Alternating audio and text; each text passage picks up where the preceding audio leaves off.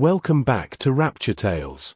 Don't forget to like, subscribe, and get ready for another story you won't forget.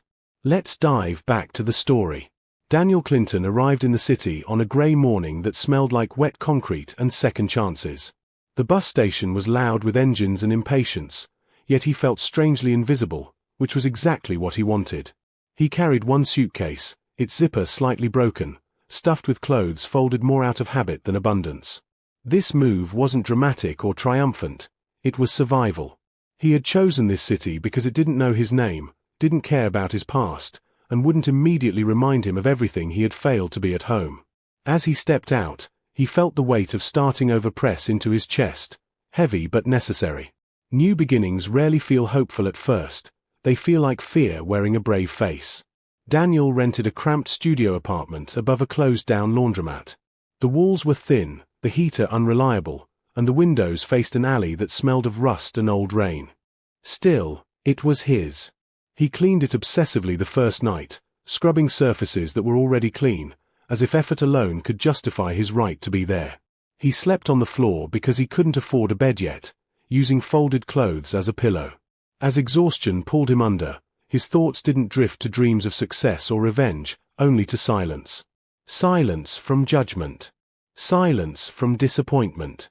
Silence from the voices that had followed him for years. At the center of those voices was his father, Charles Clinton. A man who believed himself fair and principled, yet always chose the path of least resistance. Charles wasn't cruel by nature, he was passive, and that passivity had shaped Daniel's entire childhood.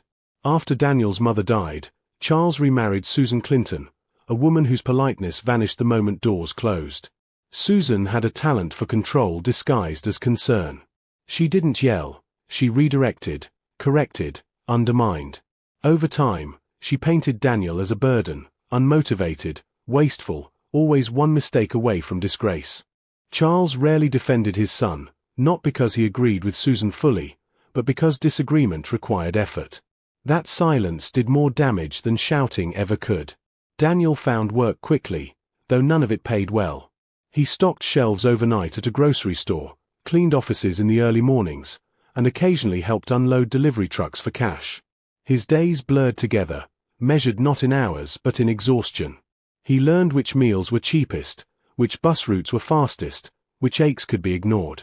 Pride was a luxury he couldn't afford, yet he still held onto it fiercely. He didn't ask co-workers for help. He didn't complain. He smiled just enough to seem functional. Inside, though, he felt stretched thin, like a wire pulled too tight. Despite the struggle, Daniel wasn't empty. He had habits, quiet ones.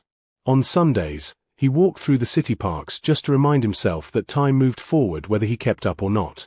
He liked old books, the kind with cracked spines and forgotten margins, because they reminded him that survival left marks. He dreamed, though carefully, not of sudden wealth or recognition, but of stability. A door that locked properly. A refrigerator that wasn't empty. A life where asking for help didn't feel like humiliation. One habit began almost accidentally. On his way home from work every Thursday, Daniel passed a convenience store with flickering lights and a bored cashier who never remembered his name. One evening, with a few dollars left after rent calculations, Daniel bought a lottery ticket. Not out of belief, out of routine. It became a strange ritual, something predictable in an unpredictable life. He never checked the numbers immediately. He tucked the tickets into his jacket pocket and forgot about them until later, as if hope itself needed to be delayed. As weeks passed, Daniel met people who saw fragments of him, not the whole. There was Maya, a co-worker who shared her lunch without asking questions. Mr. Hargreave, the landlord, who watched Daniel carefully but respected his punctual rent payments. An elderly neighbor who nodded every morning, as if silently acknowledging endurance. None of these connections were deep, but they mattered.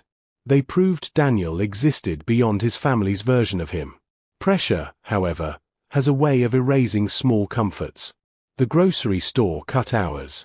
The laundromat below his apartment stayed closed, meaning fewer customers and more complaints about noise from the building owner. Bills stacked up quietly. Daniel felt the walls closing in, not physically, but emotionally. He started sleeping less, thinking more. Pride became heavier than hunger. He still refused to call home. Asking meant surrender. Then came the night that rewrote everything. It was late. Rain tapped against the window in uneven rhythms.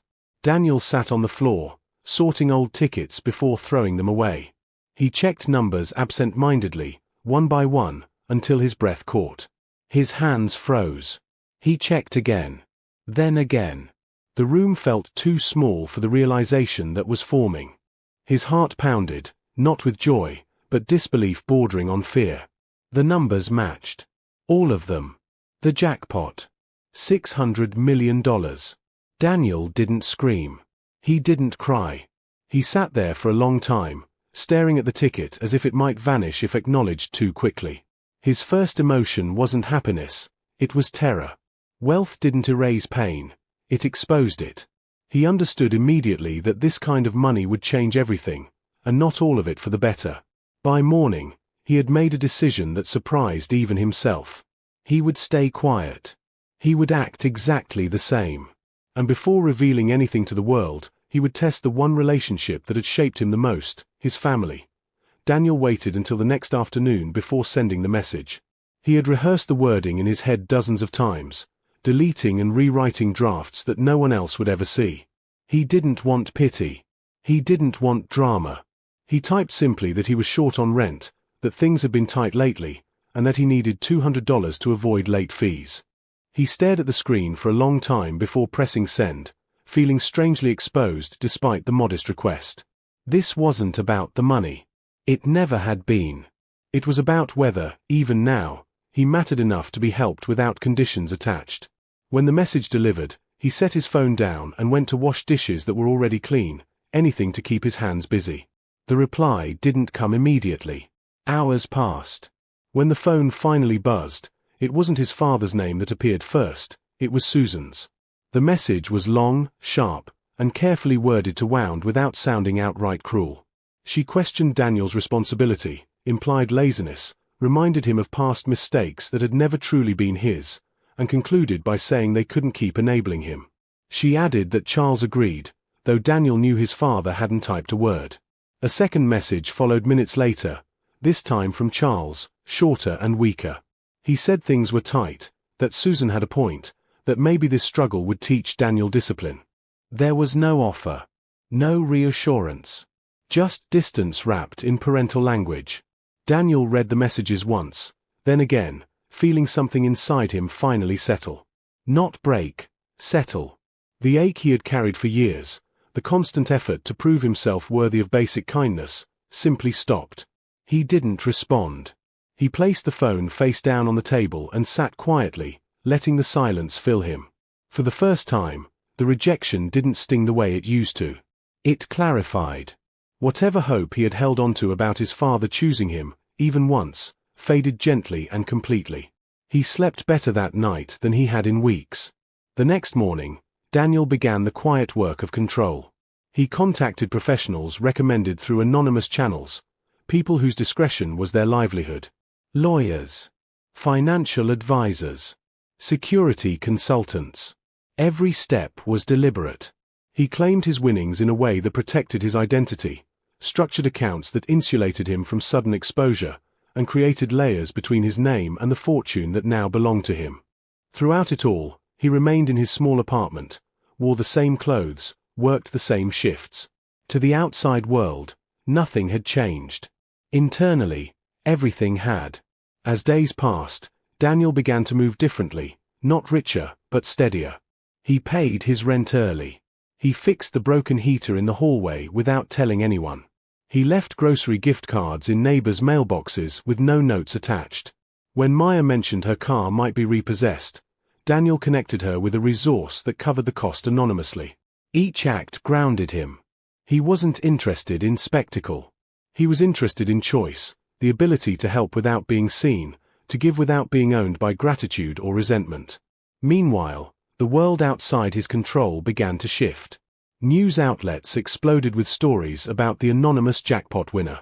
Speculation ran wild. Susan watched obsessively, making sharp comments about irresponsibility and luck wasted on the undeserving. Charles listened more than he spoke, something gnawing at him as details emerged. The timeline didn't quite sit right. The city. The age range. Small coincidences stacked quietly in his mind. When he called Daniel weeks later, it wasn't to apologize.